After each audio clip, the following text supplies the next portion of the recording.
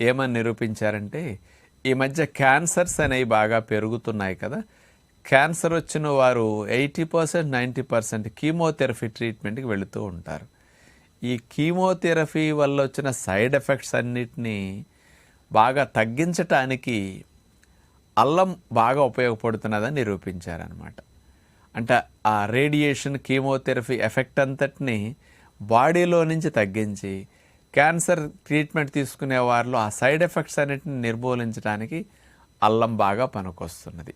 కాకపోతే ఈ అల్లాన్ని మనం వాడేటప్పుడు బాగా మరిగిన నూనె వేస్తాం, నూనె మరిగాక అందులో వేస్తుంటాం అల్లం తాలింపులో. ఆ మరిగిన నూనెలో వేస్తే దీని ప్రాపర్టీస్ పోతాయి. అందుకని సాధ్యమైనంత వరకు అల్లాన్ని కావాలంటే నూరేసి ఉడికేటప్పుడు కూరల్లో వేయండి, కానీ నూనె మరిగేటప్పుడు వేయకండి. అల్లం వెల్లుల్లి పేస్ట్ ఉంటుందనుకోండి, నూనెలో వేసి మరగనిచ్చేస్తున్నారు. ఆ నూనె వేడికి 200, 250